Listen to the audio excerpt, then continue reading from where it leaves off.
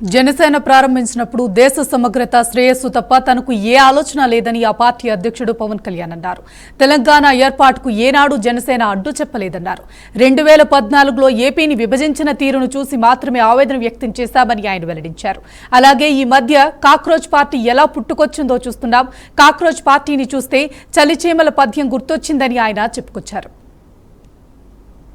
సమగ్రత దేశభక్తి అనేది జనసేనకి చాలా కీలకమైన అంశం కావాలి. మనందరికీ భిన్నమైన విభజన ధోరణులు మనం ఎందుకు దూరంగా ఉండాలి అంటే, ఈ దేశం ఈరోజు ఈ స్థితిలో ఉండటానికి వెనక ఎంతటి త్యాగాలు ఉన్నాయో మనం అర్థం చేసుకున్నప్పుడు దీన్ని ఎలా గౌరవించాలి, ఎంత బాధ్యతగా ప్రవర్తించాలో మనకి తెలుస్తుంది. మనకున్న లిమిటెడ్ పరిమితులు కావచ్చు, స్వీయ పరిమితుల్లో మన సొంత సామర్థ్యాలతోటి జనసేన పార్టీ ద్వారా దేశ స్ఫూర్తిని ముందుకు తీసుకెళ్ళటం ఈరోజు ఈ సమావేశం యొక్క ముఖ్య ఉద్దేశం. 2014లో కాంగ్రెస్ పార్టీ ఆంధ్రప్రదేశ్ రాష్ట్రాన్ని విభజించిన తీరు మీద మనం ఆవేదన వెలిబుచ్చాం తప్ప ఇక్కడ తెలంగాణ రాష్ట్ర విభజనని జనసేన ఏ రోజు కూడా దాన్ని అడ్డు చెప్పలేదు.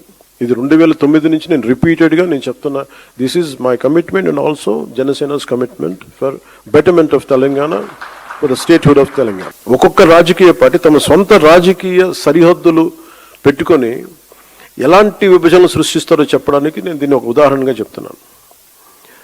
చాలామంది ముఖ్యంగా మన తెలుగు రాష్ట్రాలు కావచ్చు, కొంచెం దక్షిణాది రాష్ట్రాలు కావచ్చు, మనం ఎక్కువగా వినేది, మేము ఢిల్లీ మెడలు ఉంచుతాం, చొక్కా పట్టుకొని నేలకు దించుతాం, తడాకా చూపిస్తాం అని దక్షిణాది నాయకులు చాలామంది చాలా పెద్ద పెద్ద మాటలు మాట్లాడుతూ ఉంటారు. కానీ నిజంగా వాళ్ళు ఢిల్లీకి రాగానే ఆ మాటలు ఎందుకు గొంతులోంచి రావు, పెగలు ఏంటో భయం అనుకుంటాం. అంటే ఎందుకు రాదు అంటే ఆ మాటలు వ్యక్తుల్ని చూసి వీటన్నిటికంటే కూడా ఢిల్లీ రాజధాని చూసిన ఆ విశిష్టత, ఇక్కడున్న విశిష్టత, ఢిల్లీ అనేది ఒక వ్యక్తుల గురించి కాదు, అది చేసిన త్యాగాల గురించి.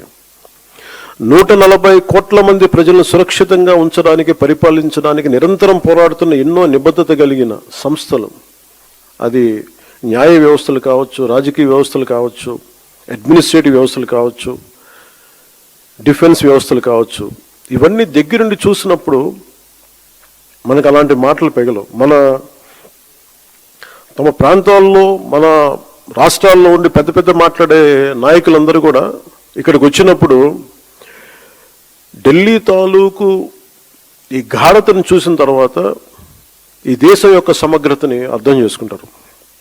సుమతి శతకంలో చెప్పినట్టు మనందరం ఏమనుకుంటామంటే, బలవంతమైన సర్పం కూడా చలిచీమల చేత చిక్కి చచ్చిపోద్ది అంటారు. మనందరం ఏమనుకుంటాం, మనకు స్థాయి లేదులే, మనందరం చిన్న మనుషులే పెద్దలు అనుకుంటాం, ప్రతి ఒక్కరు ఈజీగా మాట్లాడేయచ్చు అనుకుంటాం. కానీ ఇలాంటి ప్రతి వ్యక్తి, ఈ మధ్య మీరు చూస్తా ఉన్నారు కొంచెం కాక్రోచెస్ అనే ఇదిగోండి అని నాకు సుమతి శతకం గుర్తొచ్చింది. అంటే చాలా చిన్నగా కనిపించే క్రిమి కీటకాలు కూడా, చిన్న చీమలు కూడా ఒక బలవంతమైన సర్పాన్ని చంపేస్తాయి అన్నట్టుగా చిన్న చిన్న ఆలోచనలు ఇండివిజువల్ వ్యక్తులు వీళ్ళందరూ కూర్చొని మనకి సరైన దేశం తాలూకు గాఢతని కానీ, తీవ్రతని కానీ, దీని తాలూకు లోతును అర్థం చేసుకోకపోతే చాలా డివిజివ్నెస్ యాటిట్యూడ్తో మాట్లాడి దేశం తాలూకు సమగ్రతని బలి చేసేయడానికి ఎప్పుడు శక్తులు సిద్ధంగా ఉంటాయి. అలాంటి ఆలోచన ప్రవాహంలో మనం చిక్కుకోకూడదు అన్న భావన తెలియజెప్పడానికి ఈ ఢిల్లీని వేదికగా పెట్టాం. అయితే చాలా కోట్ల మంది చిన్న చిన్న ఆలోచనల వ్యక్తులు కూడా కలిస్తే అది మంచి కావచ్చు, చెడు కావచ్చు, చాలా బలమైన ప్రభావాన్ని సృష్టించగలరు. అందుకని ఈ విభజనవాదాన్ని సృష్టిస్తున్నారు, లేదంటే ఇలాంటి పరిస్థితుల్లో మనం దాంట్లో భాగస్వామ్యం కాకూడదు, దాంట్లో మనం ఎంత ఎదురెడ్డి పోరాడాలని చెప్పడానికి దీని తాలూకు ముఖ్యాంశం. సో మిమ్మల్ని అందరినీ ఇక్కడికి ఆహ్వానించడంలో నా ముఖ్య ఉద్దేశం ఒకటి, ఒక బాధ్యత గల రాజకీయ పార్టీగా ఈ ఆశయాన్ని మరింత స్వాతంత్ర్య స్ఫూర్తిని ముందుకు తీసుకెళ్ళటం, మన ఫౌండేషన్ ఫాదర్స్ని గౌరవించడం ఈరోజు ఈ సమావేశం యొక్క ముఖ్య ఉద్దేశం. జాతీయ సమగ్రత దేశభక్తి అనేది జనసేనకి చాలా కీలకమైన అంశం కావాలి.